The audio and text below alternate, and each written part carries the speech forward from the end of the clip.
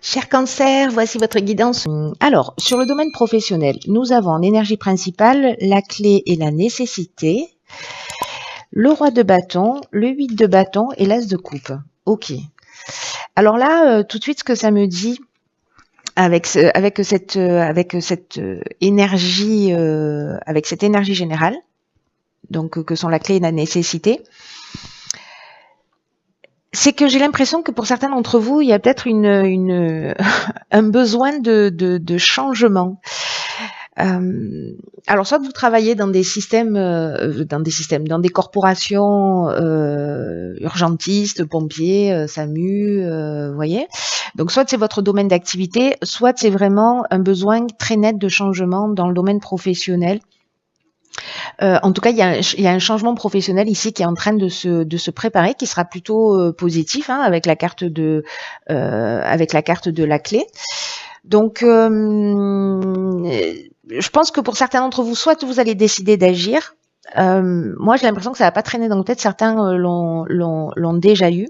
Alors, soit c'est une recherche d'emploi, soit c'est un besoin d'évoluer, soit c'est une sensation d'arriver à saturation dans son activité professionnelle. Mais ici, on est quand même dans une évolution. Il y a des choses qui ne changent pas. Dans une évolution qui est plutôt favorable. En tout cas, il y a vraiment un esprit entreprenant, voilà, où on a envie de faire bouger les choses, on a envie de les faire changer. Donc, si vous êtes à la recherche d'un emploi, je sais pas, vous allez mettre les bouchées doubles. En tout cas, c'est une période propice pour peut-être trouver un emploi ou peut-être demander une augmentation ou en tout cas, il y a une idée d'avancement. Alors, soit on prend plus de responsabilités, soit on est promu à une on est promu où il y a une évolution dans son activité professionnelle, soit au niveau structurel, soit au niveau hiérarchique. Ici, avec le roi de bâton, précisément, on est dans la maîtrise. Hein. On est dans la maîtrise. Il y a quelque chose qui va vite et il y a vraiment cette idée de nouveau départ avec cet as de coupe. Alors, soit c'est vous quittez un emploi et vous décidez de vous lancer dans une nouvelle activité, mais pour faire quelque chose qui vraiment vous tient à cœur, pour faire quelque chose qui vous plaît. Ici, il y a une prise de conscience. Et peut-être que vous allez oser aussi demander des choses que vous n'osiez pas faire avant. Voilà. Mais là, j'ai l'impression, alors peut-être il peut y avoir des mutations aussi, que les choses quand même elles vont aller très vite. Voilà. Ou alors peut-être que vous allez avoir aussi plusieurs propositions et que vous allez être dans une posture de ok, qu'est-ce que je fais, comment je m'y prends, qu'est-ce que je choisis, qu'est-ce qui me tient le plus à cœur. En tout cas, c'est vraiment extrêmement positif, hein, avec toutes les cartes qu'on a là, avec ce nouveau départ, etc. Parce que ici, vous êtes, il y a le roi de bâton, il est puissant, il est dans la maîtrise, il donne l'exemple, c'est un leader puissant. Donc, si vous prenez un poste à responsabilité, vous serez à la hauteur de cette situation sans aucun problème. C'est vraiment une évolution qui est extrêmement positive, qui est soit un nouveau départ, soit une évolution dans l'entreprise dans laquelle vous travaillez. Donc, c'est juste génial. Ensuite, dans le domaine sentimental et relationnel, nous avons la carte 47-48, waouh, ok, l'éternité et l'âme. Nous avons le roi de coupe, le roi de bâton, et dis donc, il y a de la maîtrise dans l'air chez vous, hein, et le 7 d'épée. Ok. Elles sont trop belles ces cartes. Hop. Par quoi je commence?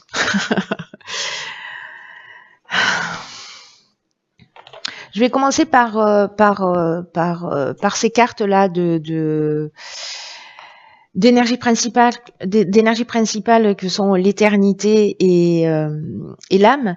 Et en fait, l'association de ces deux cartes, elle nous dit qu'en fait, votre évolution dans le domaine sentimental ou relationnel passe par une évolution spirituelle, une quête spirituelle ou une compréhension.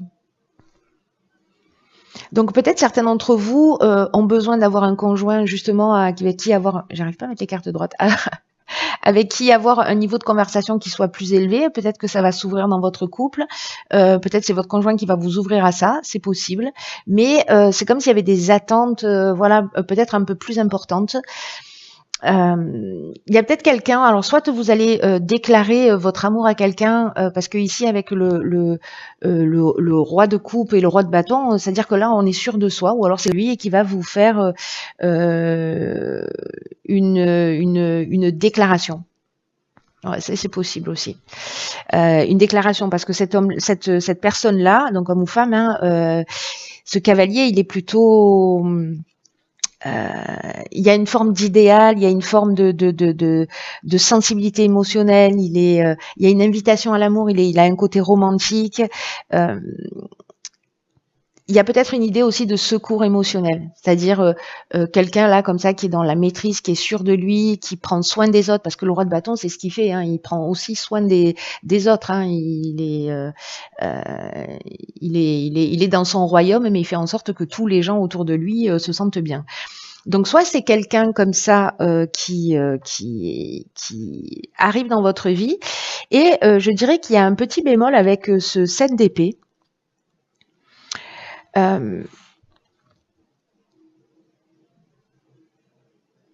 Où il y a soit une idée de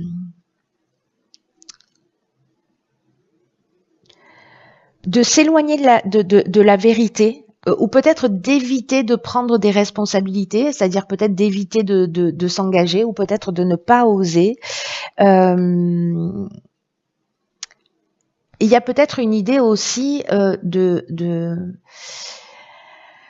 de tromper les autres, c'est-à-dire d'avoir un comportement peut-être un peu manipulateur. Alors soit c'est quelqu'un qui va arriver comme ça dans votre vie et qui va avoir le discours parfait, ou c'est vous en fait qui proposez un discours parfait, mais peut-être que vous êtes déjà en couple, vous voyez, donc ça peut être une idée comme ça de faire les choses, de faire des choses cachées. S'il y a une troisième personne, ça c'est aussi une option possible. Ou alors vous vous sentez pas légitime, ce qui est aussi une option possible. Là, ce qu'on nous dit, c'est que peut-être il faut voir les choses en face. C'est-à-dire que peut-être il faut affronter la réalité, regarder cette personne pour ce qu'elle est.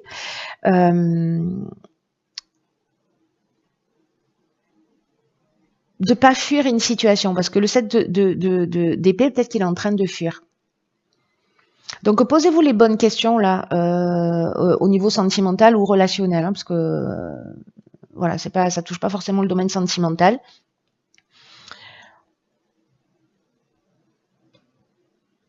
Attention aussi, je dirais, si vous êtes justement dans cette bienveillance, dans cet amour, que vous avez cette idée, enfin que vous êtes amoureux de l'amour, de pas de faire attention à qui vous allez avec qui vous allez partager cette partie-là de vous. Vous me direz comment ça résonne pour vous. Je serais très curieuse de savoir, parce qu'on a ces deux options, mais en même temps, l'énergie générale, c'est la quête spirituelle. Voilà, c'est d'aller peut-être au-delà des apparences et d'aller à l'essentiel. Donc, vous voyez peut-être s'il y a des croyances qui vous emmènent dans un schéma. Au niveau matériel et au niveau des valeurs, nous avons ici en énergie principale le choix et le mensonge. Nous avons le 8 de bâton, nous avons deux reines, la reine de denier et la reine d'épée. Ok. Alors, là, ce que ça nous dit sur le plan matériel, c'est peut-être qu'il y a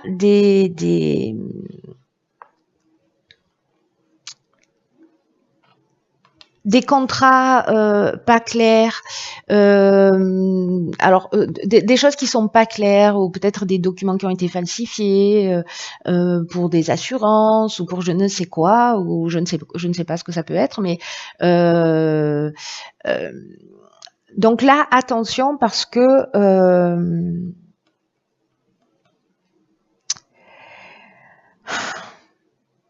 il y a un changement ici, un choix, un positionnement à faire. Peut-être qu'il y a une envie d'obtenir quelque chose et de se dire je vais pas prendre le meilleur, je vais prendre le chemin le plus court pour y accéder.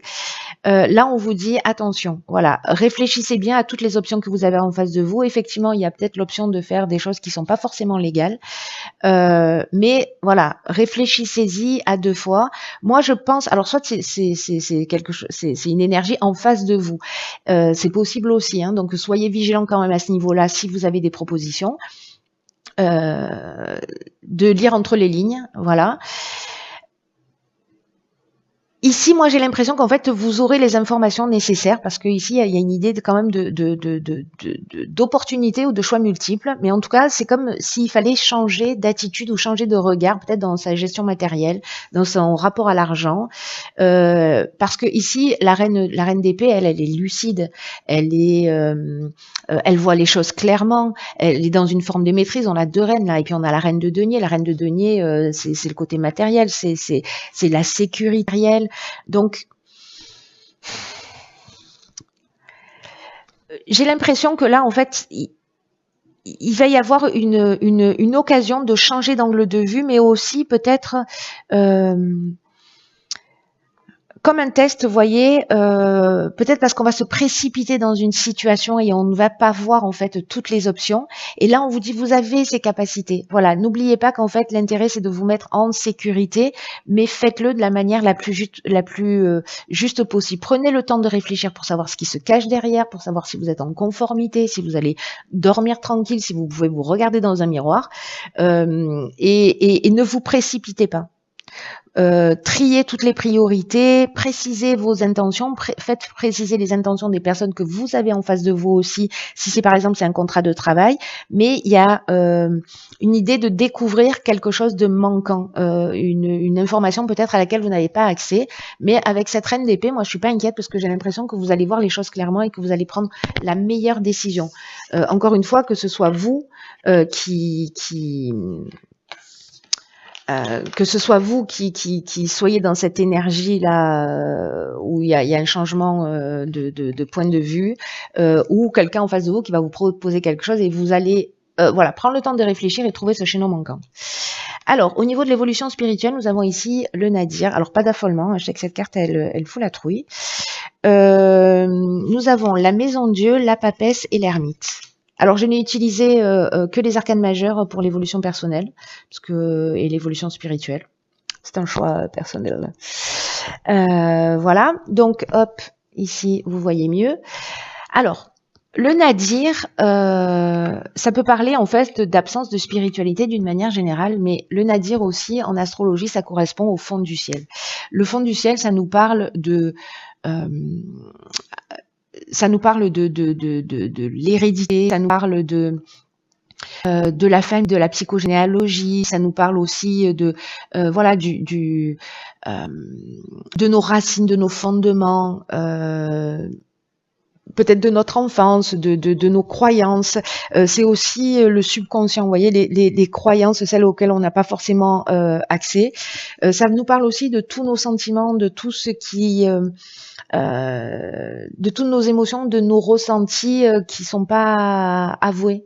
Aussi de sécurité affective avec cette carte avec cette représentation du fond du ciel en fait, hein, qui est la maison 4 et qui parle de l'inconscient, de toutes les choses qui nous conditionnent inconsciemment. Et il y a aussi une idée de fin des choses. Il y a ici la lumière dans l'obscurité, hein. Voilà. Donc, on est vraiment dans le fond des choses. Alors ici, peut-être que précisément lié au confort, à la famille, à l'hérédité, à des choses anciennes, à des croyances, à la famille. Je crois que je l'ai déjà dit, mais c'est pas grave, du coup je le redis. Ici, on a la Maison Dieu. Pour commencer, la Maison Dieu, donc la carte de la tour, hein, elle s'appelle aussi comme ça. Cette carte, ce dont elle nous dit, il y a une idée de muter cet aspect matériel, d'être vraiment vous voyez, c'est une évolution spirituelle, mais avec une crise salutaire, parce qu'il y a un besoin d'authenticité ici qui est vraiment très très important. Et cette carte de l'ermite, en fait, c'est ce dont elle nous parle, d'aller chercher à l'intérieur de soi, de sortir des illusions, parce que la Maison Dieu, elle nous parle de ça, elle nous parle aussi dans l'énergie opposée, de construire sur des illusions, d'être construit, enfin d'avoir des constructions mentales qui sont vraiment solides. On peut voilà, on a des certitudes. Peut-être qu'on refuse aussi la transformation intérieure. Il y a des choses qu'on n'a pas envie de voir. Il y a peut-être aussi une idée d'enfermement, vous voyez. Et donc là, en fait, ce qu'on vous propose, c'est justement d'aller voir à l'intérieur de vous pour être dans cette énergie lumineuse de la Maison Dieu et de tout ce qu'elle apporte, c'est-à-dire de s'ouvrir au questionnement, ce que nous propose encore une fois l'ermite. La papesse, elle nous parle précisément de ce que l'on est à l'intérieur et de ce que l'on veut montrer à l'extérieur, c'est-à-dire d'être conscient de qui on est, d'essayer d'unifier ce que l'on voit de soi et de ce que l'on veut révéler de soi. Donc il y a une idée ici de gestation en fait avec cette carte de l'ermite, avec cette carte de la Maison Dieu, d'aller voir vraiment à l'intérieur de soi. Il y a une espèce de maturation comme ça silencieuse pour accoucher de soi. Pour aller au-delà des apparences et justement pour briser ces illusions. Et cette papesse, en fait, c'est ce qu'elle propose. Il y a une idée d'accouchement de la vérité. Alors c'est intéressant par rapport au tirage sur les domaines précédents, hein, on a vu qu'il y avait du mensonge, on a vu aussi avec ce 7 d'épée, voilà, d'affronter la vérité, de pas faire semblant de pas la voir. Ici, l'ombre de la papesse, elle peut nous parler justement d'une forme d'hypocrisie ou une forme de dissimulation ou de fermeture et où finalement on est dans la censure, il y a une fausse intériorité. Une espèce d'abus de pouvoir ou de sclérose, vous voyez, interne. Donc là, en fait, il faut vraiment aller chercher dans les fondements, peut-être dans ses croyances, dans son inconscient, parce que c'est une période de germination. On est aussi dans cette énergie-là, l'énergie diverse, c'est une période de germination. On va aller vraiment chercher en profondeur. Si vous le faites pas, c'est la vie qui va s'en charger. Faites-moi confiance. Et ça peut vraiment bousculer. Donc bon, ça reste très très intéressant parce que tout ça est là pour nous faire avancer. Mais là, on est vraiment dans l'idée d'aller. Quand je vous disais qu'en fait, j'ai vécu une pleine lune où vraiment ça m'a décollé la pulpe du fond, où il faut aller chercher dans ses fondements, etc. C'est pas forcément confortable, hein. Mais c'est utile, c'est pour se préparer à l'avenir, c'est vraiment utile. Et là, j'ai l'impression que ça ressemble aussi un peu à ça. Alors, je sais pas si c'est ce que vous-même vous avez vécu, ou si vous êtes comme ça un peu entre deux eaux, mais peut-être que si vous avez l'occasion de voir ce tirage, ça pourra vous éclairer par rapport à ce que vous vivez. Voilà, cher Cancer, écoutez, prenez vraiment bien soin de vous. Et puis, je vous dis à très vite pour une nouvelle guidance. Je vous embrasse.